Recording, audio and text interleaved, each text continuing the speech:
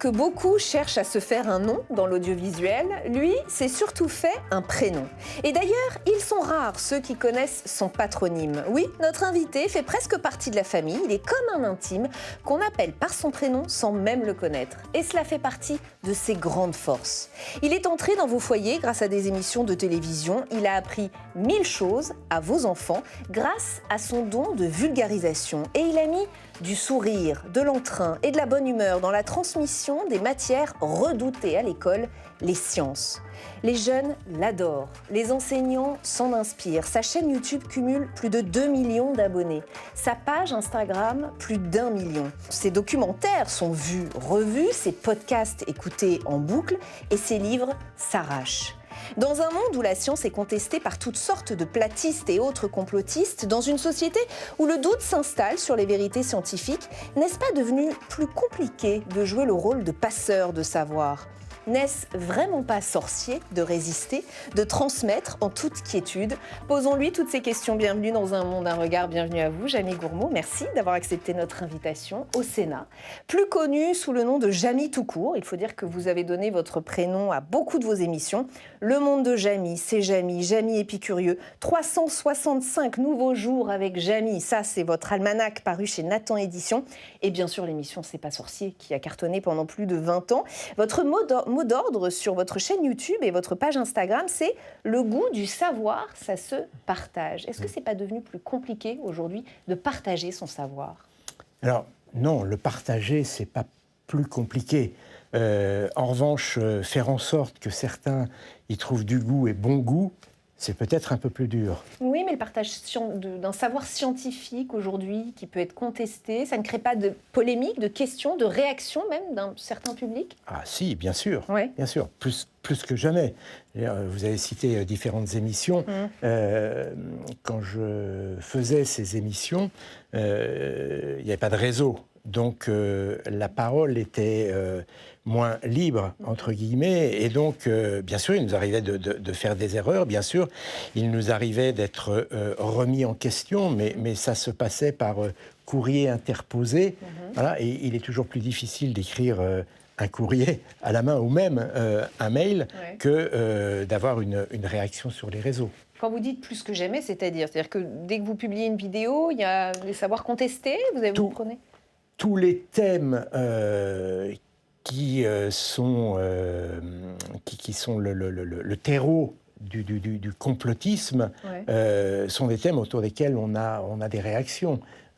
Dès qu'on parle d'univers, de la Terre, de la conquête de la Lune, dès que l'on parle même d'énergie, on a tout de suite des réactions très épidermiques et des réactions qui remettent en cause des savoirs plutôt acquis sur les vaccins notamment. Et oui, bien sûr. Il y a une quinzaine de jours, on a publié une vidéo sur Pasteur. On a eu une remise en question du principe même de la vaccination. Et quand vous voyez une Amérique qui conteste de plus en plus ces savoirs-là, justement, vous êtes un peu pessimiste, optimiste ? Vous avez l'impression que... Alors, moi, je ne suis ni pessimiste ni optimiste. Je m'attache aux faits. Je m'interroge beaucoup. Et il se trouve que quand je suis sur certains sites où j'observe des choses, évidemment, ce que j'entends venir depuis l'autre côté de l'Atlantique m'interpelle énormément. Quand vous êtes au pied de la mer de glace, par exemple, et que vous entendez un jour une déclaration du président américain ou de personnes de son entourage qui remettent en question le réchauffement climatique ou ses effets, et que depuis 30 ans que je fais ce métier, j'ai dû aller une dizaine de fois sur la mer de glace et que je l'ai vu reculer d'année en année, et que j'ai souvenir en me disant tiens, voilà, la première fois que je suis venu, j'avais descendu tant d'escaliers, aujourd'hui j'en descends 450 de plus pour atteindre la glace. Donc à tous ces gens qui doutent et qui contestent les vérités scientifiques, vous répondez par des faits, vous les montrez. C'est ça votre réponse. C'est d'expliquer. En fait, moi ce que j'aime faire, c'est de donner un sens à ce que je vois, rentrer un petit peu dans les coulisses de notre monde, dans les coulisses physiques de notre monde.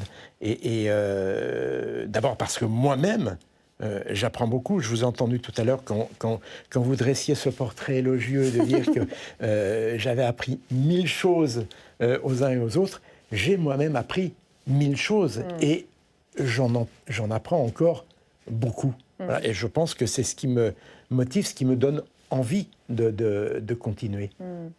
J'ai un document à vous proposer, Jamie Gourmaud. Je vais le mettre entre vos mains et puis je vais le décrire pour les gens qui nous écoutent. C'est une archive qui peut-être vous parlera. C'est la couverture d'un ouvrage qui date de 1686 et qui est considéré, alors vous le connaissez déjà, mais je vais quand même le dire pour les gens qui nous écoutent, qui est considéré comme le premier exemple de vulgarisation scientifique. Il est signé d'un homme considéré donc comme le premier vulgarisateur scientifique de l'histoire des sciences en Occident. Il s'agit de Bernard Le Bovier de Fontenelle. Et ce livre, c'est Entretien sur la pluralité des mondes, livre qui a connu un très grand succès parce que Fontenelle traitait de sujets difficiles dans un style lumineux et enjoué. Tiens, il était un peu le Jamie du XVIIe, quoi. Oui, et je crois qu'il associait souvent les mots de savoir à plaisir, émerveillement, vous l'avez dit, mais il considérait qu'il ne pouvait pas y avoir de transmission de connaissances sans plaisir à la connaissance. Et tout à l'heure, on parlait du goût du savoir. Il est là, tout simplement. C'est de trouver du merveilleux dans ce que l'on va raconter, dans ce que l'on va expliquer. Et je pense que c'est un excellent moyen pour transmettre le savoir, mais aussi pour l'ancrer, pour faire en sorte qu'il reste. Alors parfois, on oublie un peu, mais bon, il faut recreuser un petit peu le sillon. Mais effectivement... vous le connaissiez, de toute façon, je ne peux rien vous apprendre. Si, vous pouvez me l'apprendre, mais Bernard de Fontenelle est quelqu'un que je cite très, très souvent quand je parle de transmission des savoirs. Il faut y trouver du merveilleux et puis savoir le transmettre dans un style lumineux et enjoué. Vous vous reconnaissez dans cette manière de transmettre, c'est la clé. Oui, parce que ce n'est pas une obligation. C'est-à-dire que quand je transmets quelque chose, j'y prends du plaisir parce que j'ai pris du plaisir à apprendre. Et effectivement, quand je m'intéresse à un phénomène, ce que je vais lire n'est pas forcément hilarant à toutes les lignes. Voilà. Mais au bout du compte, il y a une sorte d'émerveillement, d'épanouissement qui jaillit. Et il faut trouver le moyen de rendre cette explication aussi épanouissante. Moi, j'aime voir les yeux scintiller quand je raconte quelque chose. Et à partir de là, on commence à bâtir son explication, les mots que l'on va choisir, la manière dont on raconte l'histoire. J'ai souvent dit que j'adorais expliquer la chimie parce que la chimie, c'est un théâtre permanent, une réaction chimique, c'est une scène de théâtre. Vous avez vous avez des protagonistes au départ, et puis il y a un événement qui se produit, du chaud, du froid, voilà, on ajoute quelque chose, et puis un dénouement, voilà, quelque chose qui est très différent de ce qui s'est passé, de ce qu'il y avait au départ. Est-ce que ce n'est pas cela qui manque à l'école pour passionner nos enfants, pour qu'ils prennent le même plaisir dans un cours de chimie que vous décrivez, mais qui n'est pas enseigné de façon enjouée et émerveillée, comme on le dit depuis tout à l'heure? Alors, moi, je n'ai jamais comparé ce que je faisais avec l'école. Moi, je suis un saltimbanque. Le métier, mais si, le métier d'enseignant est très différent. J'en sais quelque chose. J'ai un fils qui est enseignant, voilà, et qui enseigne ses disciplines. La chimie. Physique-chimie. La physique-chimie. Voilà. Donc, intéressant. Alors, comment il s'y prend, lui? Est-ce qu'il essaye de mettre un ton enjoué et émerveillé? Non, je crois qu'il est comme moi passionné, mais il aurait fallu l'inviter. Il aurait parlé aussi bien que moi. Vous avez dû en parler. Mais on en parle très souvent. On en a encore parlé hier. Voilà. Mais à partir de l'instant où on aime une discipline, on va prendre du plaisir à transmettre. Quand je vous disais que mon métier n'était pas celui d'enseignant, parce que moi, je n'ai pas d'élèves devant moi. Un enseignant, je l'ai toujours dit, il monte sur scène plusieurs fois par jour. Et puis, devant lui, il n'a pas un public qui a choisi d'être là. Qui a choisi d'être là, c'est vrai. Voilà, et qui a envie de l'écouter. Voilà. Donc, c'est très, très différent. Voilà. le processus de séduction est un peu plus complexe. Voilà. Ils s'inspirent de vous et de ce que vous faites. Je ne sais pas. Se servent Je ne sais pas. Vous n'êtes pas en contact avec eux? Pas du tout avec les enseignants? Pas du tout avec l'éducation nationale? Non. Alors, j'en rencontre, j'ai des amis qui sont enseignants. Je sais qu'ils utilisent, et tant mieux, les émissions pour susciter l'intérêt autour d'un sujet, soit avant, soit après. Et puis, il ne faut jamais oublier que eux font des sciences avec des formules. Moi, je raconte les sciences avec des mots. C'est très différent. C'est toute la différence. Dans le classement PISA, qui évalue chaque année le niveau des élèves des pays de l'OCDE, la France se classe 23e en mathématiques, 28e en lecture, 26e en sciences sur les 85 pays participants. Chute historique depuis 2006, avec quand même une légère amélioration depuis 2024. Qu'est-ce que vous inspire ces résultats? Ça vous inquiète, ça vous choque, ça ne vous étonne pas? Vous qui voyez le verre à moitié plein, est-ce que quand même vous avez envie de voir? Je trouve ça très dommage, en fait. Je trouve ça très dommage parce que ces disciplines sont tellement épanouissantes qu'on passe à côté de quelque chose. Tout à l'heure, vous me demandiez comment je m'y prenais. Je crois que ce qui me motive surtout, c'est de me dire « Ah, j'ai appris tel truc, je sais comment ça marche. J'ai envie que tout le monde le sache. J'ai envie que tout le monde le sache parce que je sais qu'en ayant appris ça et ça, eh bien, ça m'a permis de me construire. Voilà. Et si moi, ça m'a permis de me construire, ça doit permettre aux autres de se construire également. Donc c'est un grand gâchis. Je trouve que c'est extrêmement dommage parce que c'est tellement, je vous promets, c'est tellement réjouissant, épanouissant de comprendre comment les plaques tectoniques se déplacent, de comprendre comment ce tapis roulant sous nos pieds provoque ces déplacements. Là, on parle de géologie, mais je suis devenu un passionné de géologie et de volcanologie, mais comprendre ce qui se passe dans n'importe quelle feuille d'un arbre, comprendre ce processus de la photosynthèse qui se déroule tous les jours sous nos yeux, à chaque seconde. Et s'arrêter un instant sur une feuille et se dire, à l'instant où je suis en train de parler, voilà, il y a une usine chimique qui fonctionne devant. C'est merveilleux. Comprendre que la lumière va mettre 8 minutes depuis le soleil pour arriver jusqu'à nous, ça et bien d'autres choses. Comprendre pourquoi l'or ne s'oxyde pas, parce que entre la molécule d'oxygène et l'or, eh bien, il n'y a pas de combinaison possible. Et toutes ces choses-là, alors, encore une fois, je vous dis, je le raconte avec des mots. Ensuite, derrière, il y a des formules. Mais se priver de ce savoir, je trouve ça extrêmement dommage. Je me suis promenée sur votre page Instagram et on y trouve vraiment des thèmes extrêmement variés. Ça va de comment reconnaître un frelon asiatique, comment calculer l'âge d'un dinosaure, pourquoi la mer est-elle salée. J'ai fait pareil sur votre page YouTube, Big One, le super séisme qui va détruire les États-Unis, le jour où un avion passa sous l'Arc de Triomphe. Est-ce que tout peut être vulgarisé? Ou est-ce qu'il vous est arrivé de buter sur certains sujets et de vous dire celui-là, je n'y arriverai pas, j'arriverai pas à le faire comprendre? Alors, je ne me dis jamais je n'y arriverai pas. Je me dis, pour le moment, je n'y arrive pas. Ah, d'accord. Voilà. Mais je ne désespère pas. Il y a des sujets qui sont beaucoup plus complexes. Expliquer la physique quantique, c'est pas simple. Voilà. Donc, et puis après, tout dépend le temps que nous avons pour expliquer les choses. On n'explique pas un phénomène avec justesse si on n'a que 30 secondes à sa disposition. Donc voilà, il faut savoir aussi à qui je m'adresse, combien j'ai de temps pour le faire, et quel est mon niveau aussi d'expertise. Très souvent, on me sollicite pour aller parler de tel ou tel thème. Et vous ne vous sentez pas légitime? Non, je le réponds. Je réponds, je ne suis pas expert de la question. Oui, j'ai traité ce sujet, mais je ne suis pas un expert. Moi, je reste un passeur, un trait d'union entre ceux qui savent et ceux qui ont envie de savoir. C'est en 2020 que vous avez commencé à investir les réseaux sociaux. Lorsque vous avez passé votre premier million d'abonnés sur YouTube, vous avez dit ceci: « Quand j'écris des sujets et que je tourne des vidéos, je le fais vraiment dans l'esprit YouTube. Mais si je suis amenée à faire le même sujet pour la télévision, je ne le traiterai pas de la même manière. » Quelle est la différence? Pour les réseaux, il faut... Justement, vous parliez de temps. Peut-être que c'est ça la différence. Il y a le temps, c'est très subtil. Quand vous êtes sur les réseaux,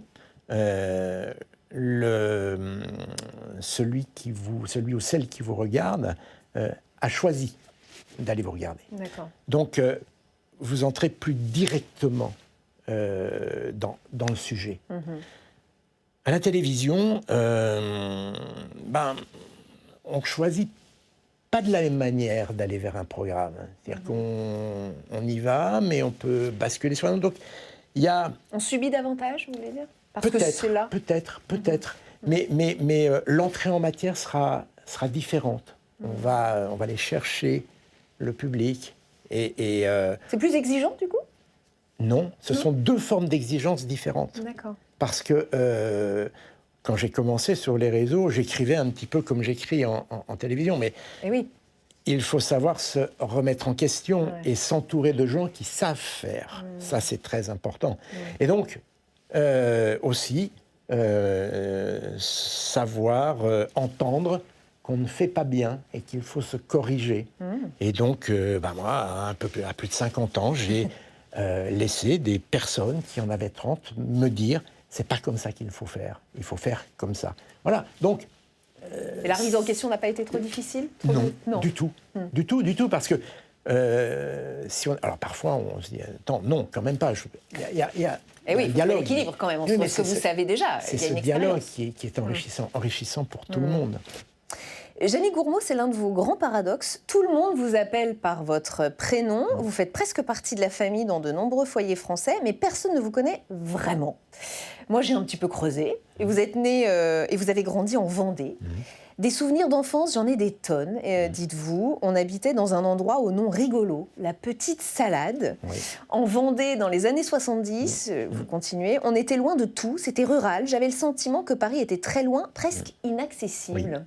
Est-ce que ça a été un moteur, justement, d'être isolé, d'avoir envie d'aller chercher cette société inaccessible, ce monde inaccessible, peut-être le petit milieu parisien, la frénésie parisienne, le monde médiatique? Ah, complètement. Complètement. Moi, je regardais ce monde avec de grands yeux et j'avais très, très envie de venir à Paris, faire mes études et pourquoi pas y travailler, faire ce métier de journaliste que j'ai envie de faire très, très tôt, dès l'âge de 12 ans. Donc, oui, ça... Est-ce que... Ça, incontestablement, je pense que ça a joué un rôle, parce que j'avais très, très envie. Donc, en même temps, j'aimais beaucoup aussi ce milieu dans lequel je vivais. Mais j'ai toujours aimé, mais je parle de milieu géographique, j'ai toujours aimé les extrêmes. Donc, mais je parle bien de milieu géographique. D'accord. Voilà. Et donc, voilà, je trouve qu'il y a les deux faces d'une même pièce qui sont intéressantes. Là, je peux m'enthousiasmer dans les rues de n'importe quelle grande ville du monde parce que cette ville a une histoire, parce que voilà, il y a là aussi plein de choses à expliquer. Mais dans l'endroit le plus désert du monde, je vais avoir le même enthousiasme.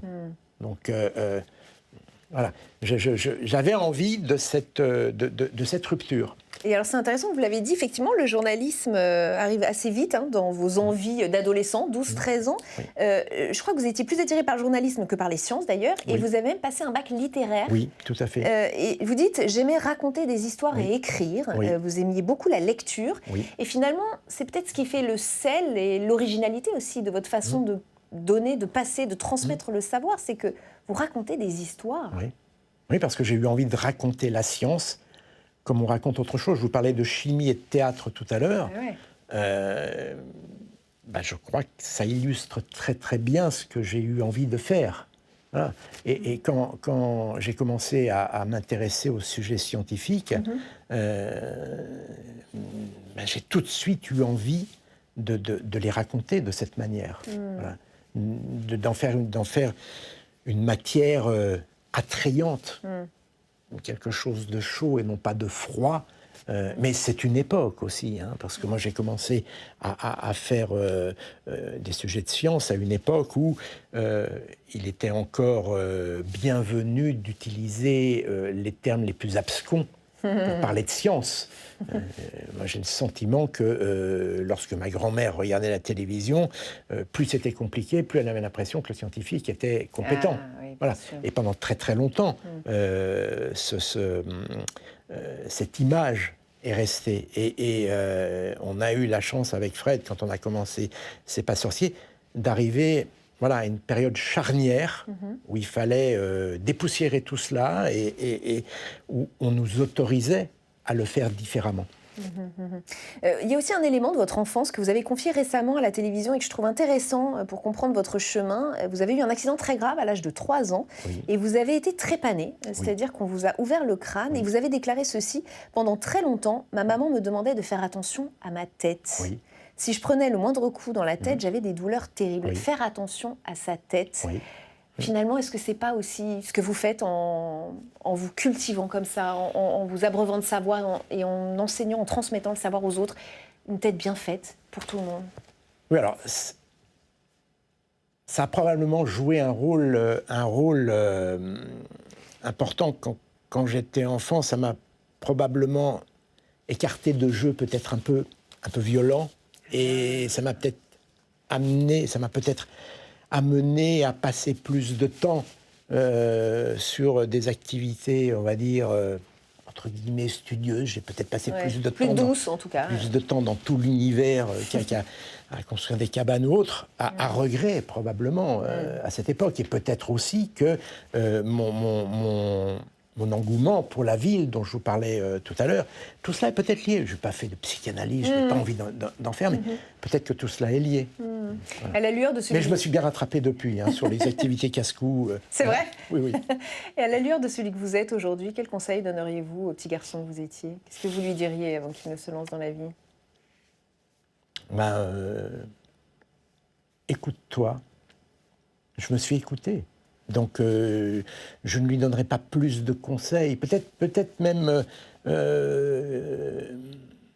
n'hésite pas à t'écouter. Peut-être que parfois, j'ai hésité à m'écouter, mais voilà, écoute-toi, va vers. Et c'est souvent ce que je dis aux jeunes qui me posent la question, les filles ou les garçons qui cherchent à s'orienter. Fais quelque chose que tu aimes. J'ai des photos à vous proposer. Vous connaissez l'émission, alors vous connaissez le rituel. Il s'agit de Michel Devoret, prix Nobel de physique 2025. On en a moins parlé que l'autre. Pour ses recherches et ses découvertes autour de, je cite, l'effet tunnel quantique macroscopique et la quantification de l'énergie dans un circuit électrique. Voilà. Vous nous expliquez ? Non, je ne peux pas vous expliquer. Ça fait justement partie des choses qui sont extrêmement complexes en physique quantique. Alors, c'est marrant parce que l'autre jour, et j'ai noté ça, mais il faudrait que je le retrouve, parce que j'avais trouvé une formule, ça va peut-être me revenir, parce que je l'ai écouté dans un entretien avec Alain Aspect, et en les écoutant, je me suis dit, mais oui, c'est comme ça qu'on pourrait expliquer l'effet tunnel. Ça ne me revient pas, mais si ça me revient avant la fin de l'émission... D'accord, vous me le dites. Je vous le dis. En tout cas, ça rend fier, cette excellence française. On voit qu'on a d'excellence. Mais vous voyez que c'est assez paradoxal, parce que Gilles de Gênes, Alain Aspect... Michel Devoret. Voilà, on est dans l'excellence, et paradoxalement, le niveau de l'enseignement, alors c'est pas le niveau de l'enseignement, mais le niveau des élèves, en tout cas. Le niveau des élèves a considérablement baissé. Donc, voilà, c'est là où je vous dis, je trouve ça dommage. J'ai du mal à comprendre et je trouve ça dommage. Une deuxième photo, il s'agit de Françoise Combes, astrophysicienne, nouvelle présidente de l'Académie des sciences, très engagée pour les femmes dans la science. Elle déplore le nombre encore insuffisant de femmes dans la recherche scientifique. Quand elle y est entrée en 2004, il y avait seulement 6% de femmes. Aujourd'hui, on est à 20%. C'est un vrai sujet, ça, hein, les femmes et la science. C'est difficile de féminiser cet univers. On en parle très très souvent, mais alors il faut le féminiser dès le départ. C'est-à-dire que il faut féminiser toutes les professions qui sont liées à la science, mais dès les postes de technicienne, ingénieur. Et ça commence déjà là. Jamie Gourmaud, j'ai une dernière question qui est en lien avec le décor qui nous entoure. Nous sommes entourés de 4 statues qui représentent chacune une vertu. Il y a la sagesse, la prudence, la justice et l'éloquence. Est-ce qu'il y a une de ces vertus qui vous parle particulièrement ? Il y en a plusieurs. Alors celle qui... L'éloquence. Ah, c'est l'éloquence que vous avez envie de choisir ? La première qui me vient. Oui, parce qu'on a besoin des mots pour échanger, et des mots justes. Et on parle d'éloquence, on arrive à la justice. Les mots sont la traduction de notre pensée. Les mots sont au cœur de ma vie. Je passe mon temps à choisir le mot qui correspond à ce que je veux dire. Et au plus près de la réalité. Merci Jamie Gourmaud. Ce sera l'éloquence, alors votre mot. Merci d'avoir été notre invité. Merci à vous de nous avoir suivis comme chaque semaine dans Un Monde, un regard, émission à retrouver en replay sur publicsena.fr et en podcast. À très vite. Merci beaucoup.